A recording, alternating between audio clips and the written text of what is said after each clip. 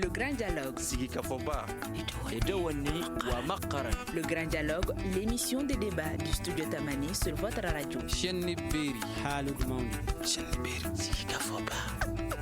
Grand Dialogue. En mars 1991, le mouvement démocratique s'est battu pour la démocratie, le multipartisme, la liberté d'expression. 28 ans après, quel est le bilan? La relève a-t-elle échoué? L'esprit de cette révolution est-il d'actualité aujourd'hui? Nous en parlons dans ce grand dialogue et nous avons trois invités. Tcheblin Dramé, président du Parti pour la Renaissance africaine, PARENA. Shogel Kokala Maïga, président du mouvement patriotique pour le renouveau, MPR. Et Youssouf Maïga, président de l'Association des jeunes pour la démocratie et le progrès. Je suis Mohamedou Touré. Chers auditeurs, internautes et téléspectateurs, bonsoir et bienvenue. Le Grand Dialogue. Vous nous suivez en direct sur Facebook et sur 70 radios à travers le Mali, également sur Énergie TV et Renouveau TV. Et l'essentiel des questions par rapport à ce thème sont posées par les internautes. Et nous allons commencer par cette question de Gisèle Flanda qui demande « Je peux savoir déjà en dehors de se libérer de la dictature du général Moussa Traoré, quelle était la vision pour le Mali des acteurs de la révolution de mars 91, M. Tcheblin Dramé ?» Merci beaucoup. La vision, c'est la démocratie, c'est extrêmement important. C'était un des objectifs majeurs. Permettre aux Maliens de choisir librement leurs dirigeants, faire respecter les libertés démocratiques fondamentales, liberté d'expression, liberté d'association, liberté des manifestations pacifiques. Et puis, bien entendu, permettre aux Maliens d'accéder à la justice sociale, réduire les inégalités. Je crois que de ce point de vue-là, la révolution du 26 mars a permis la réalisation d'un certain nombre d'objectifs importants. Pensez seulement au nombre de lycées qui existaient en 1991. Une vingtaine. Et aujourd'hui, je parle de lycées publics. Et aujourd'hui, vous avez 75 lycées publics au Mali. Je ne parle pas des lycées privés qui sont des centaines, n'est-ce pas, dans le pays. Ça, c'est la liberté. Les centres de santé, l'accès à la santé. Vous pensez au nombre de centres de santé en 1991 et l'explosion qu'il y a eu. Je prends seulement ces quelques exemples pour dire que la démocratie est qualitativement supérieure à l'absence de démocratie. Je crois qu'il n'y a pas de débat à ce niveau-là. C'est d'ailleurs pourquoi je vous interpelle un tout petit peu, parce que ce 26 mars 2019 aurait dû être consacré à autre chose, au regard de l'actualité malienne. La maison Mali brûle. Il y a des atteintes fondamentales à la raison d'être même de notre nation. Je pense qu'il aurait dû avoir un débat sur cela. Ce qui s'est passé à Ogosagou, ce qui s'est passé à Kolongo il y a 3 mois exactement, et ce qui s'est passé dans les campements Idaoussak, à Aglaz, à Tassalatine, à Ikawassa, etc. Des massacres terribles qui se passent dans notre pays aujourd'hui et qui nous amènent, qui font que chaque Malien a aujourd'hui peur.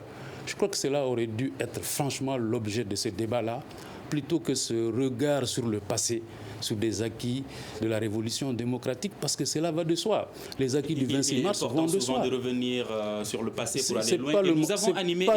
Nous avons animé un débat sur le sujet dont vous parlez. C'était lundi dernier sur Studio Tamani. Alors, Shogel Kokela Maïga, cette vision en mars 1991 était-elle réellement fondée?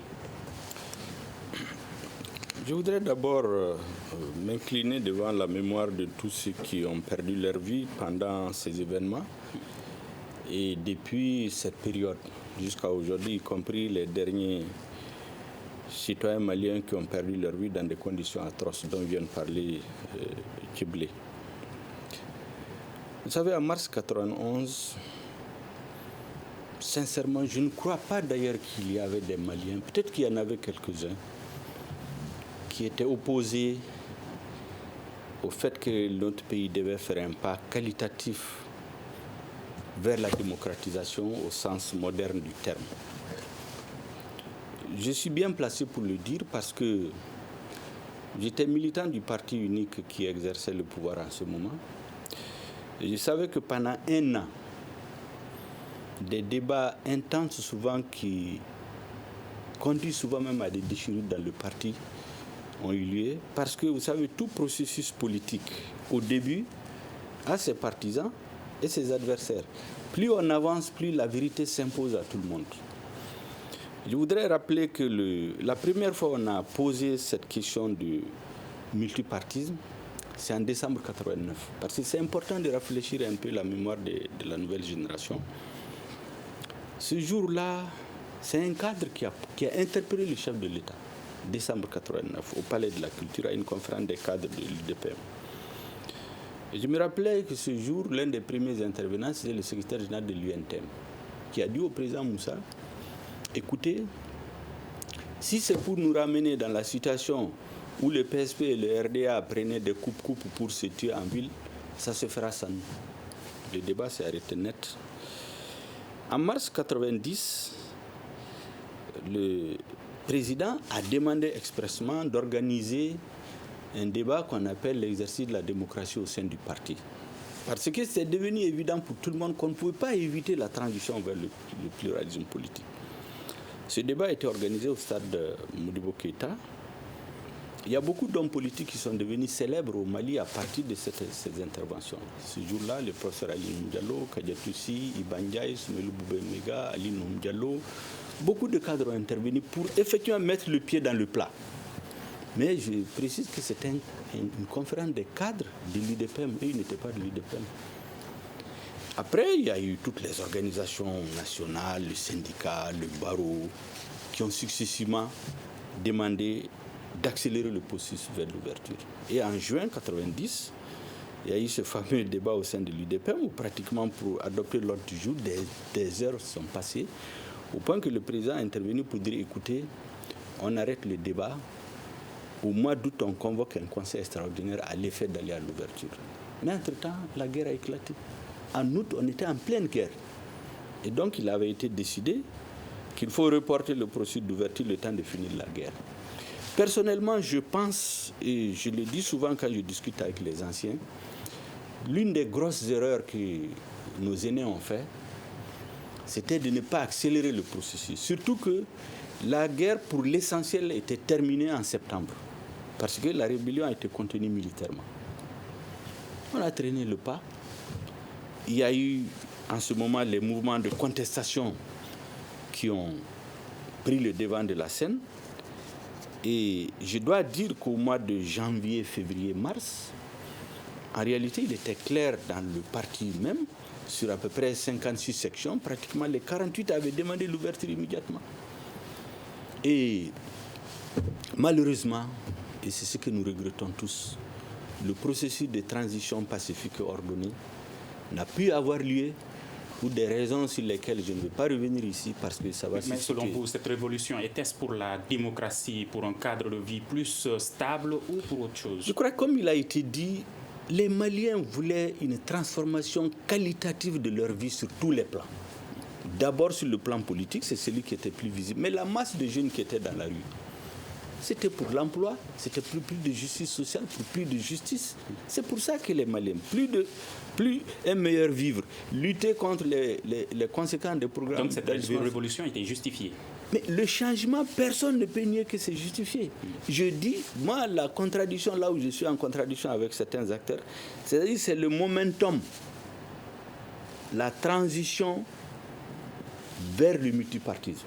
Honnêtement, la cassure qu'il y a eu, les violences qu'il y a eu, les morts qu'il y a eu, je crois honnêtement que notre peuple aurait pu les éviter. Mais c'était notre débat parce qu'aujourd'hui, comme il l'a dit, ce qui intéresse les Maliens aujourd'hui, c'est vraiment que faire pour ne pas continuer à sombrer. Parce qu'en vérité, quand vous regardez... D'accord, nous allons y revenir. Monsieur Youssouf Maïga, vous faisiez partie des jeunes qui ont participé à cette révolution. La question d'Aguissa Diko, c'est est-ce que les objectifs de la révolution du 26 mars 1991 ont été atteints? Merci beaucoup. Je voudrais d'abord saluer tous vos auditeurs et aussi m'incliner sur vraiment les disparus de mars 91 et aussi les victimes récentes aussi, parce que nous sommes dans une situation de crise et toutes les victimes qui tombent aujourd'hui, pour moi, ce sont des martyrs.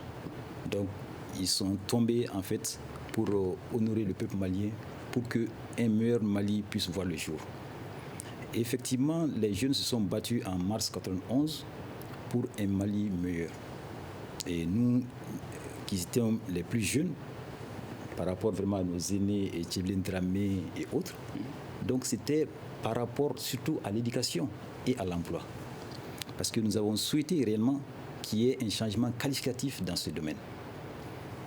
Nous avons voulu qu'effectivement les jeunes puissent être mieux formés, mieux éduqués pour faire face au marché de l'emploi.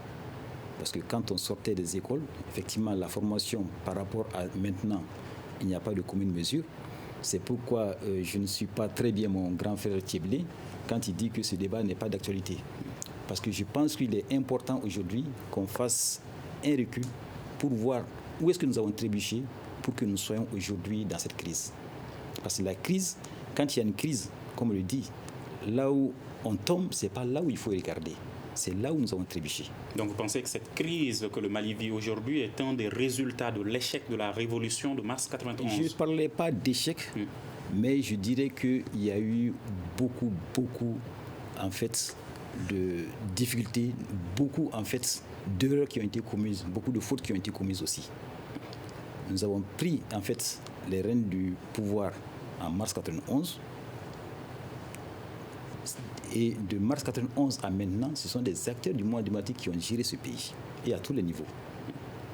Président de la République, chef du gouvernement, ministre et beaucoup d'autres hauts cadres. Mais pourquoi nous sommes encore à ce niveau ? Parce qu'en réalité, les intérêts personnels ont pris le devant par rapport à ce que les Maliens aspiraient en mars 1991. Chaque fois que certains arrivent au sommet de l'État, à une position stratégique, en fait, ils pensent à eux-mêmes d'abord. Ils oublient les idéaux pour lesquels nous sommes battus en mars 1991. Et je pense que c'est cela qu'il faut aujourd'hui débattre pour que réellement les uns et les autres sachent quelles sont les erreurs qui ont été commises et qu'on puisse les corriger. Parce que pour nous, aujourd'hui, le Mali est dans une situation très difficile. Mais c'est vraiment une résultante de beaucoup d'erreurs et beaucoup de fautes qui ont été commises. D'accord, Tchéblin Dramé, en tant qu'acteur, reconnaissez-vous avoir commis des erreurs comme le souligne ? Je voudrais d'abord dire qu'on pourrait allonger la liste des acteurs du mouvement démocratique. Il a dit président, premier ministre, il y a aussi les directeurs généraux, n'est-ce pas ? Exemple lui-même, n'est-ce pas ? Qui sont encore aux commandes. Mais ce n'est pas ça le problème. Nous sommes le 27 mars 2019. La maison Mali brûle. Et je pense que nous avons mieux à discuter que de regarder dans le rétroviseur. Franchement, il faut ce regard sur le passé aurait pu être utile à un autre moment, mais pas aujourd'hui où les fondations même de la nation sont menacées. D'accord. La révolution de mars 1991, un des objectifs, c'était d'empêcher que la maison brûle, c'est ça ? C'est cela. Comme c'est le cas aujourd'hui. Oui. Alors si la maison brûle aujourd'hui, est-ce que ça veut dire que la révolution a échoué ? Non, écoutez-moi bien, on ne peut pas dire que la révolution de mars 1991 a échoué parce qu'il y a aujourd'hui des difficultés. Il faut examiner, analyser la portée des difficultés, la nature des difficultés qui nous ont conduits là. Mais le débat dans lequel je ne voudrais pas m'engager aujourd'hui, c'est franchement savoir est-ce que c'était nécessaire de faire la révolution, mais ce n'est pas un débat, c'est une lapalissade. Tout le monde est d'accord. Même si vous demandez au président Moussa Traoré aujourd'hui, il vous dira que le multipartisme est qualitativement supérieur au monopartisme, que la démocratie est supérieure à l'absence de démocratie, au régime de parti unique ou à la dictature militaire. Cela va de soi. Même le président Moussa Traoré vous le dira. Et lui, pourtant, il a incarné un moment l'opposition à cette démocratie-là, à cette démocratisation du pays. Il en bénéficie même, parce qu'il est ancien président de la République du Mali, il vit à Bamako, j'espère tranquillement, et ça n'a pas été le cas de tous les anciens présidents du Mali. Dites, pas mal de laissez-moi Maliens, terminer simplement pour dire... c'est sûr, dans la même lancée, pas mal de Maliens sont d'accord avec l'utilité du multipartisme, de la démocratie, de la liberté d'expression, mais qu'est-ce que ça a changé pour le Malien lambda ? Mais comment pouvez-vous dire que ça a changé ? Interrogez ceux qui ont été dans les prisons avant la démocratisation. Interrogez ceux qui étaient emprisonnés, torturés, mutilés pour avoir diffusé un tract. Interrogez ceux qui sont frappés, envoyés dans le désert pour avoir exprimé leurs opinions. Si vous voulez qu'on parle de ça, on ne finira pas d'en parler. Le premier président du Mali indépendant, le président Modibo Keïta, le père de l'indépendance, est mort en prison. Nous voulons faire en sorte que ce genre de choses ne se reproduisent pas au Mali.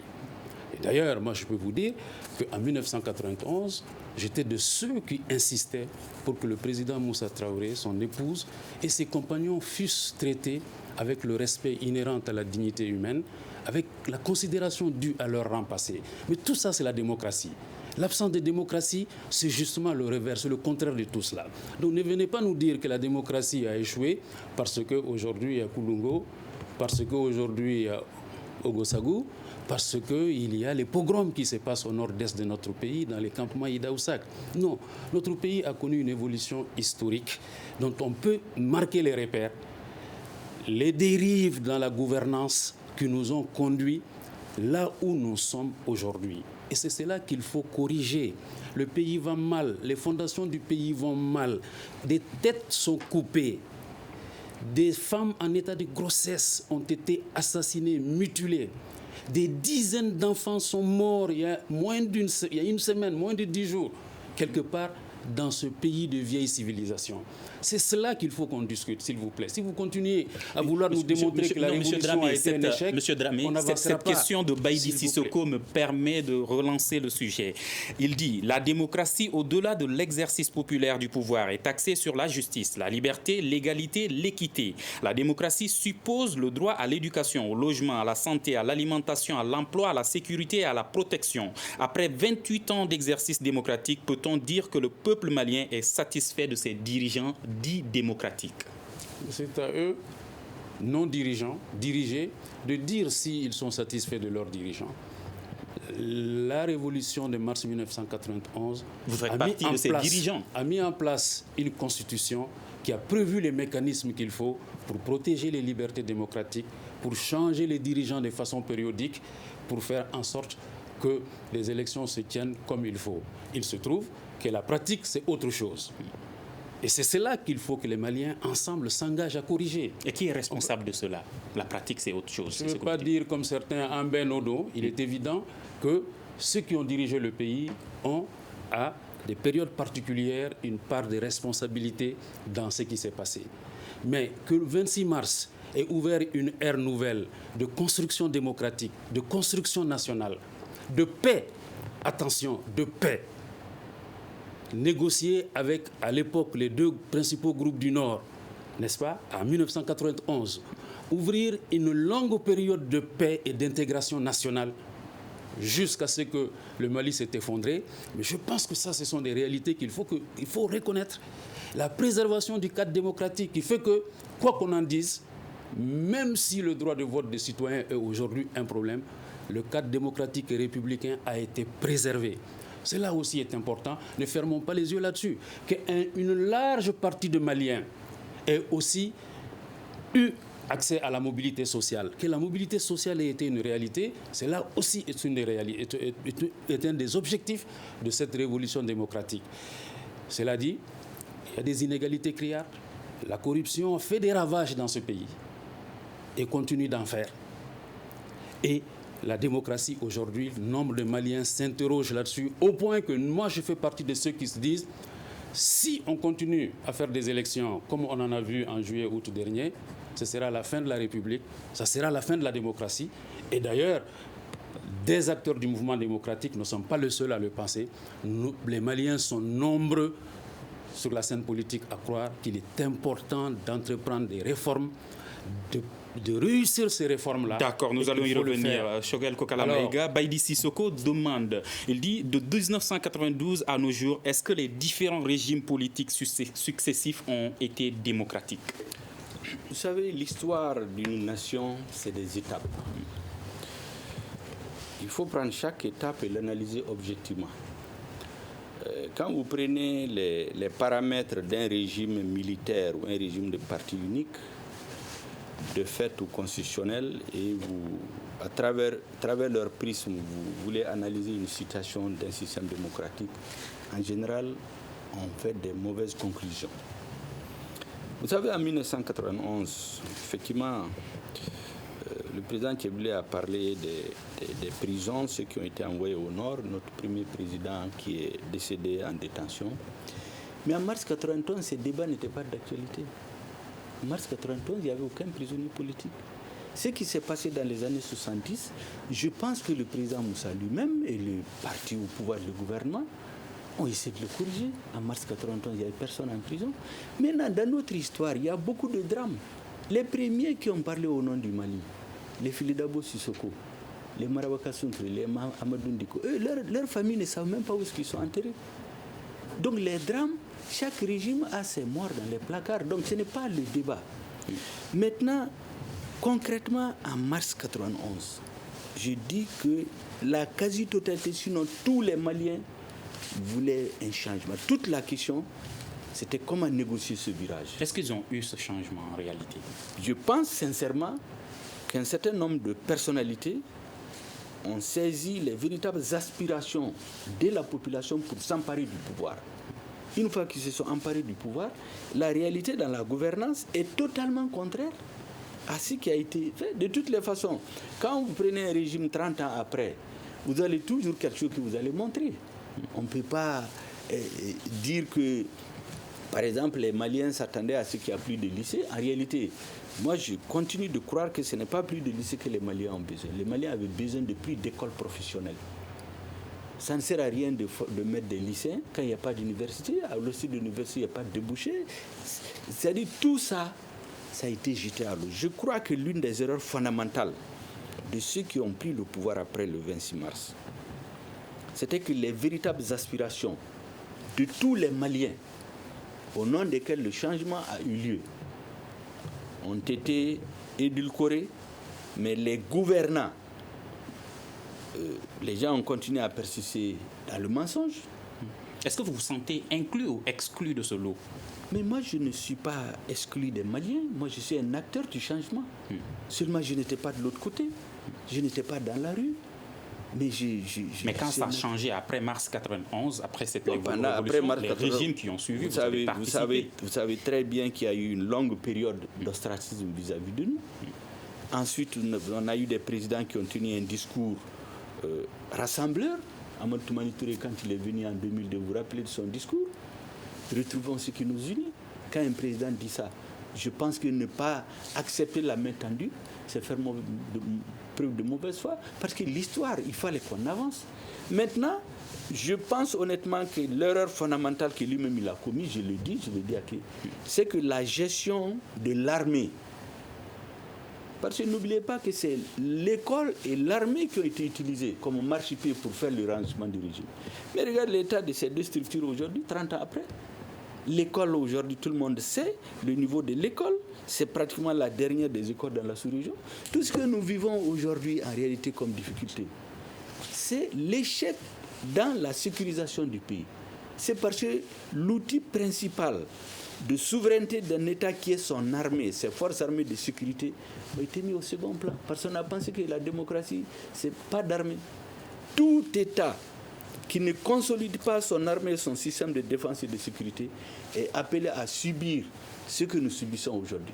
Ce qui se passe dans le pays aujourd'hui, en réalité, c'est l'absence de l'État, c'est l'échec de l'État pour assurer la sécurité des personnes et des biens.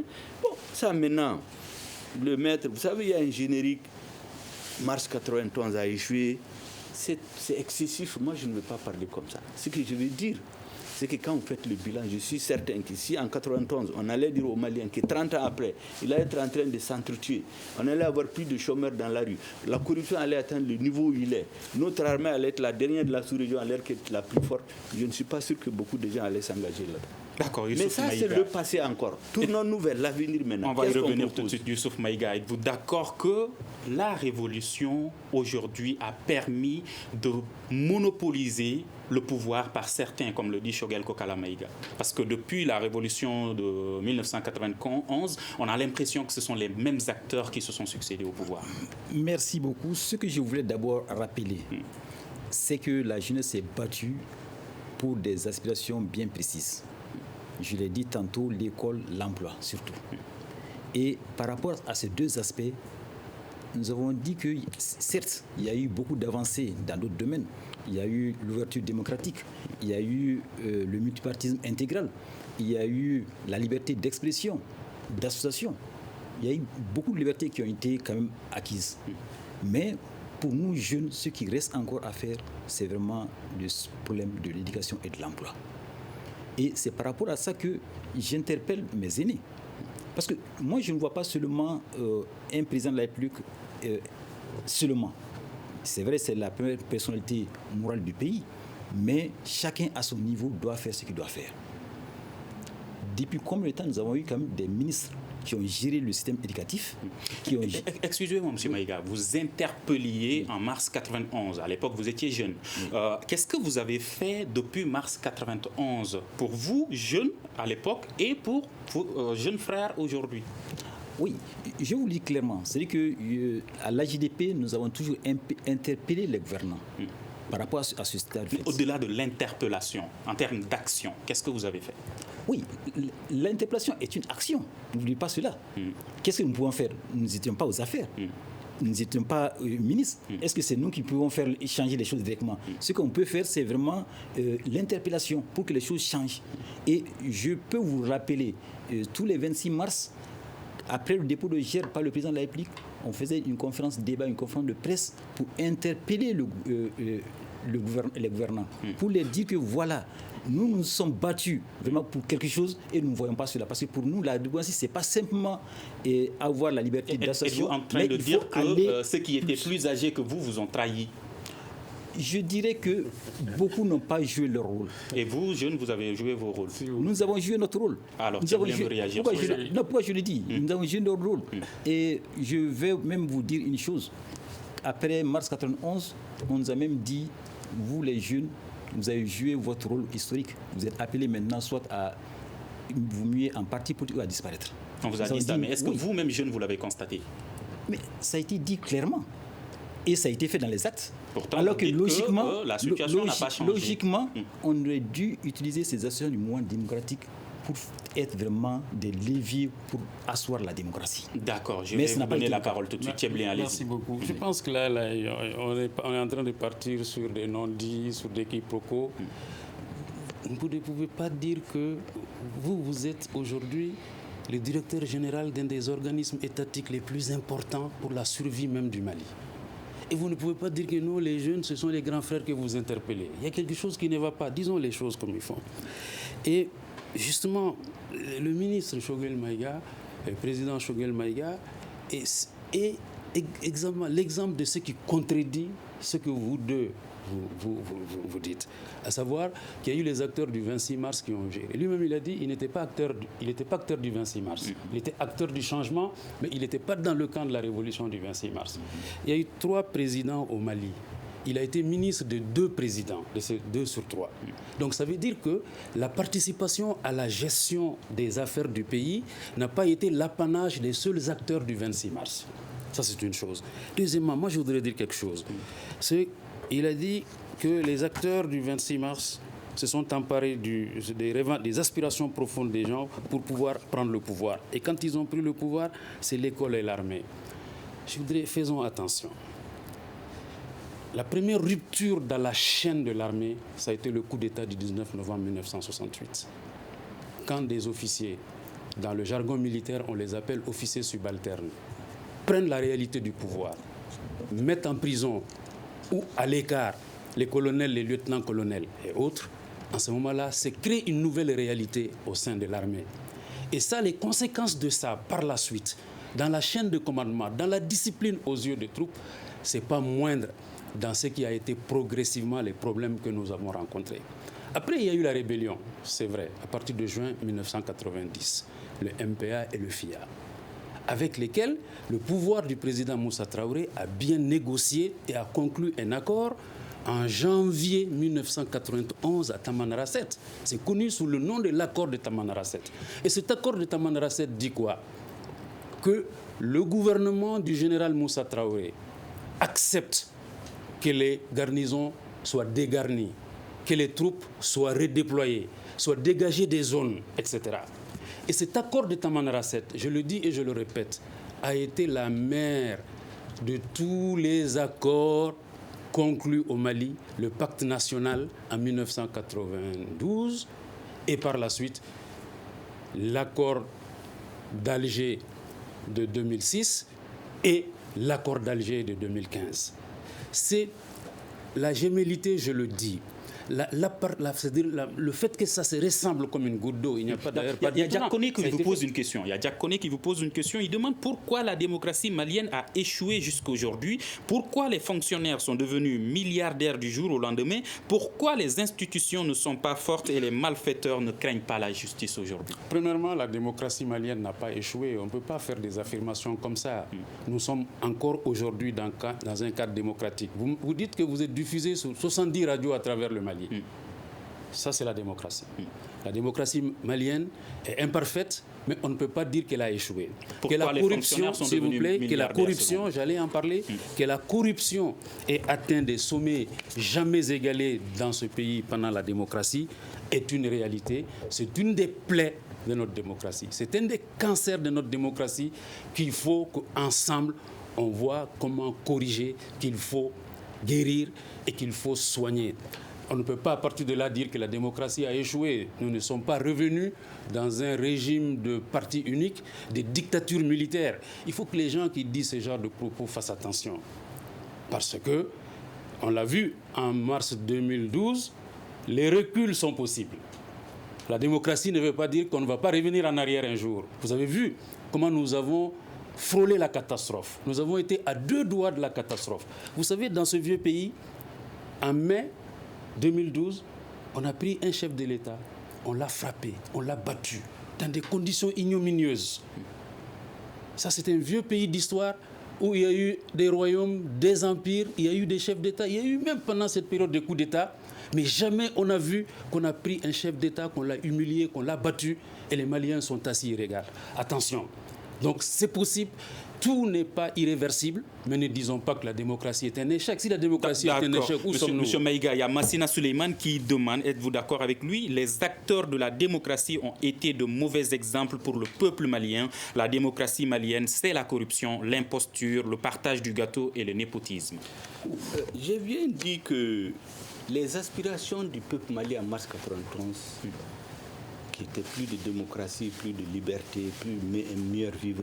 Je suis convaincu qu'on soit avec ce qu'on appelle les acteurs du 26 mars, c'est tous les Maliens qui aspiraient à ce changement. Les acteurs ont-ils été des mauvais exemples, comme ils le pensent, Massina Souleymane ? Bien sûr, je vais venir à mon qualificatif. Maintenant, il y a quand même quelques mises au point que je voulais faire. Vous savez, le fait de participer à un gouvernement, le président Tchiblé a parlé du fait que j'ai été dans 2 gouvernements. Vous savez, depuis que le président Moussa a quitté le pouvoir, sous la transition, on avait le chef de sa garde présidentielle de 1980 jusqu'à la nuit de son arrestation et un de ses anciens ministres qui ont dirigé la transition.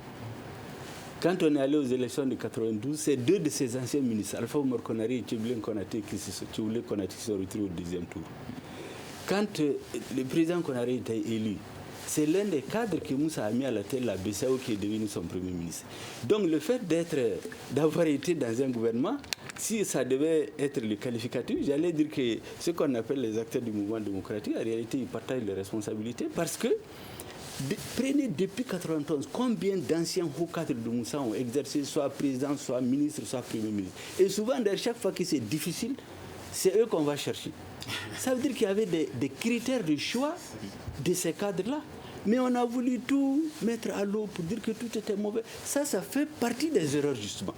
Parce qu'une nation, elle se construit sur plusieurs générations. Les erreurs et les fautes d'un régime doivent être analysées à l'aune des intérêts du peuple et construire, retenir ce qui est bien et construire sur cette base-là. C'est ce qu'on a refusé en mars 1991. Après mars 1991, on a dit que tout est mauvais. L'accord de Tamara 7 qui a été signé, c'est un accord de cessez-le-feu. Ce n'est pas le même accord que les autres. Ça a été négocié en une nuit. D'accord. Voilà. La question de Massina Souleymane. Est-ce que les acteurs ont été de mauvais exemples ? Non, il y a des choses quand même que c'est bon de les dire aux Maliens. En mars 1991... Oui, répondez juste à cette question, après vous allez revenir aux autres. Est-ce que les acteurs ont été de mauvais exemples ? Vous savez, par respect pour les hauts responsables qu'ils ont été, c'est déjà des qualificatifs, je me garde de les donner. Je constate seulement que ce pourquoi le changement a eu lieu n'est pas. Le fait qu'on ait beaucoup plus d'espace d'expression aujourd'hui, de toutes les façons, quel que soit le régime qui serait là, 30 ans après, on n'allait pas être dans ce qu'il y avait en 91. Ce qu'il y avait en 91 était différent de ce qu'il y avait en 1968. D'accord, je pose la question à M. Maïga. Est-ce que les acteurs ont été de mauvais exemples? Je vous redonne la parole tout de suite. Oui, en fait, c'est le débat de fond que nous posons. J'ai dit, et peut-être mon grand frère Thiblé ne m'a pas compris, en réalité, chacun à ce niveau doit jouer sa partition. Ce n'est pas seulement le président de la République qui fait les choses. Chacun, qu'il soit ministre, qu'il soit directeur, qu'il soit même un simple agent, doit jouer sa partition. Mais malheureusement, beaucoup de nos aînés n'ont pas joué leur partition. Quand ils sont partis en mission dans les gouvernements pour occuper des postes stratégiques, ils n'ont pas joué leur rôle. Et c'est pourquoi, en réalité, nous avons flanchi. Est-ce que la jeunesse a joué son rôle? L'AM d'avant et l'AM d'aujourd'hui, est-ce les mêmes? Pas l'AM, la jeunesse, les jeunes qui sont venus, est-ce qu'ils jouent leur rôle aujourd'hui? Nous jouons notre rôle. Vous êtes aux commandes, est-ce que vous jouez votre rôle? Dans tous les cas, vous voulez prendre mon cas spécifique? Non, je ne prends pas votre cas. Est-ce que vous pensez que vous êtes manipulés, les jeunes? Est-ce que les jeunes sont manipulés? Non, ça dépend. Il peut y avoir des jeunes manipulés, mais je peux vous dire, à l'AJTE, nous ne sommes pas manipulés. Si nous sommes manipulés par, en fait, les idées du 26 mars, parce que nous avons à cœur de les réaliser. Et c'est pourquoi nous disons qu'il faut faire ce débat pour qu'on dise effectivement ce qui ne va pas et qu'on puisse toucher du doigt ce qui ne va pas et qu'on puisse les corriger. Si on ne le fait pas aujourd'hui, nous allons demeurer dans cette erreur. Depuis 1991, nous sommes là, l'école ne bouge pas. Si on ne le fait pas, pensez-vous, comme la question de Diakoné, le Mali n'a-t-il pas besoin d'une autre révolution pour bannir ces mots qui minent notre société actuelle? Non, la révolution a été déjà faite. Nous savons déjà ce qui doit être fait. Et qu'est-ce qui doit être fait? Ce qui doit être fait aujourd'hui, chacun doit s'assumer et jouer son rôle. La démocratie, c'est vraiment que chacun puisse s'exprimer librement, donner ses idées et que chacun, à son niveau, quand il est mis à un poste de saleté, qu'il puisse jouer pleinement son rôle et qu'il puisse aller vers la station des besoins fondamentaux des Maliens. C'est ça, en fait, ce que nous recherchons. Si nous ne le faisons pas aujourd'hui, nous allons tourner en rond et nous n'allons jamais trouver la solution. Depuis combien de temps les acteurs du mouvement sont au pouvoir, mais nous n'arrivons pas à trouver la solution. Pourquoi? Parce que réellement, dès que quelqu'un vient aux affaires, il pense à lui-même d'abord. Il ne pense plus au pays. D'accord. Que faut-il maintenant? Je vous redonne la parole. Je vais toujours dire souvent que il y a ce que la masse veut, ce que le peuple veut, et il y a des hommes qui tirent les marrons du feu. Et après, on regarde au résultat. Vous savez, une politique, on peut la défendre ou la critiquer. Une politique, on la juge toujours au résultat, parce que les gens disent. Je dis qu'en mars 1991, les gens peuvent dire ce qu'ils veulent. Les gens peuvent avoir l'appréciation qu'ils veulent sur l'armée. Il reste peu de temps. Que faut-il aujourd'hui? L'armée malienne, c'était l'armée la plus forte dans la sous-région. On était plus équipés que tous les pays de l'UEMOA réunis. On avait 1200 militaires à l'extérieur dans tous les grands pays en formation pour faire face aux enjeux géostratégiques. Que faire aujourd'hui pour avoir une meilleure armée, une meilleure école? Donc maintenant, ce qu'il faut faire aujourd'hui, la première des choses, il faut que les Maliens se retrouvent pour s'interroger. Quelles sont les erreurs que nous avons commises depuis tout ce temps, qui ont de toute façon été commises au nom de tous les Maliens? La question n'est pas de venir accuser tel ou tel. Une fois qu'on fait ça, on regarde aujourd'hui la gestion d'aujourd'hui, qui est la conséquence de la gestion de toutes ces années. Qu'est-ce qui ne va pas là-dedans? Et on se retrouve pour définir des nouveaux paradigmes, des nouveaux repères pour redresser notre pays. Parce que s'il n'est pas redressé, nous allons tous sombrer. Qu'à Dieu ne plaise. Que faut-il aujourd'hui? À mon avis, il faudra faire attention à des affirmations qui peuvent être péremptoires. L'armée la plus forte d'Afrique a laissé des chars au Burkina Faso et des prisonniers au Burkina Faso. Deux. En panne. D'accord, parlons des solutions. Non, aujourd'hui, ça c'est l'armée la plus forte d'Afrique qui a fait cela. Moi je veux simplement, il faut éviter quelle solution faut-il les affirmations péremptoires. Maintenant, quelle solution qu'il faut? Quelle solution? Avant de dire que la solution, je vais dire que le territoire malien a été augmenté de 1000 km². D'accord, de façon incontestable, la révolution... Merci M. Maïga. La révolution du 26 mars a été historiquement un pas en avant dans l'évolution du Mali. C'est incontestable. Elle a apporté la liberté, elle a apporté le multipartisme, elle a apporté plus de routes, plus d'écoles, plus de points d'eau, ça a apporté comme plus de centres de avantage. santé. Elle a aussi apporté la corruption, qui est une plaie, qui est un cancer. Elle a aussi conduit à la mauvaise gouvernance, qui est au cœur de la crise malienne aujourd'hui. Si nous ne nous attaquons pas à la mauvaise gouvernance, on peut passer le temps à faire les affirmations, à faire les rappels historiques, à regarder dans le rétroviseur. On n'avancera pas. Et moi, je vous dis, à ce débat, quand est-ce que nous allons parler de la situation actuelle? Quand est-ce que nous allons parler des morts de Bankas? Quand est-ce que nous allons parler D'accord, il y a du Ibrahim Nord-Est? Daïdara qui vous pose une question. Serait-il pas mieux que ceux qui ont servi ce pays depuis l'avènement de la démocratie jusqu'à nos jours se retirent? Mais ça veut dire quoi, se retire? Les gens posent des questions de ce genre.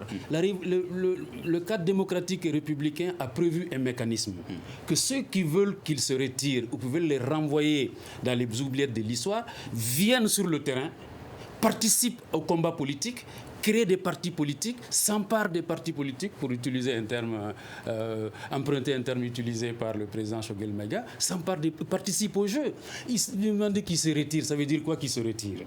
Il faut qu'eux qui disent ça, j'espère qu'il est dans un parti, s'il n'est pas dans un parti, il faut qu'il vienne créer un parti, parce que c'est ça que la démocratie a prévu. La démocratie n'a pas prévu que les gens se retirent, qu'ils aillent comme si... Mais non, c'est pas comme ça que ça se passe. Monsieur Maïga Youssouf, que faut-il aujourd'hui? Oui, ce qu'il faut, c'est très clair. Je pense qu'il faut d'abord qu'on se parle vrai. C'est la première chose. Il faut que nous soyons à l'écoute des populations. Nous sommes là, en fait, pour servir les populations et non pour nous servir. Et chaque fois que nous venons aux affaires, nous devons avoir cela à l'esprit. Et il faut aujourd'hui que les Maliens puissent aussi se parler, et se parler vrai. Et que nous voyons comment nous pouvons transformer les choses. Et la première chose à faire, à mon avis, c'est d'abord de mettre l'accent sur l'éducation. Nous devons d'abord commencer à mieux éduquer les enfants. La jeunesse est-elle consciente de cela aujourd'hui? Bien sûr, mais la jeunesse n'est que en fait le reflet de ce qu'on le façonne. C'est ça le reflet de la jeunesse aujourd'hui. C'est qu'il faut faire en sorte que la jeunesse puisse être mieux moulée, parce que c'est comme de l'argile. Donc, mais quand vous le dites ainsi, si les repères des jeunes aujourd'hui sont les vieux, ça veut dire qu'on n'aura pas de bons jeunes. Non, c'est pourquoi je dis aujourd'hui, il faut aujourd'hui que nous puissions nous attaquer au système de l'éducation. Parce que pour moi, aujourd'hui, nous tous, nous sommes des générations sacrifiées. Il faut maintenant que nous arrêtons à un moment donné et qu'on puisse se projeter sur l'avenir. Que nous puissions nous dire, les enfants, plus jamais cela. Est-ce possible? Est-ce que vous pensez que c'est possible? Il faut mettre l'accent sur l'éducation. Je vous avais proposé d'inviter un jeune né en 1991. Est-ce que c'est possible? Vous appelez quelqu'un qui n'est plus jeune. Il était jeune en 1991. Oui. Votre association là, c'est celle de Moussa. D'accord. Est-ce que vous pensez que c'est possible, M. Maïga? Je pense que la première des choses que les Maliens doivent faire, c'est de regarder à travers le prisme de la vérité leur histoire. Deuxièmement, qu'on tourne les pages, après les avoir bien regardées, analysées et tiré les leçons, et se concentrer sur l'essentiel. Pour moi, l'essentiel aujourd'hui, c'est réconcilier les Maliens, c'est rétablir l'outil de défense au vrai sens du terme, pas ce que je vois là. Renforcer l'école, chercher à faire l'unité de tous les Maliens pour faire face à ce qui nous menace tous. La disparition du Mali, que Dieu ne plaise. C'est ça que je pense qu'il faut. D'accord, et c'est ce qui met fin à ce débat. 26 mars, quel bilan après 28 ans de démocratie au Mali? Merci à nos trois invités. Tieblin Dramé, président du Parti pour la Renaissance africaine Parena. Choguel Kokala Maïga, président du Mouvement patriotique pour le renouveau MPR. Youssouf Maïga, président de l'Association des jeunes pour la démocratie et le progrès. Débat réalisé par la rédaction de Studio Tamani. Mise en onde assurée par Seydou Ndao à la régie vidéo Mamadi Keïta. Je suis Mohamedou Touré. À demain pour un prochain numéro du Grand Dialogue de Studio Tamani. Le Grand Dialogue. Le Grand Dialogue, l'émission des débats du Studio Tamani sur votre radio.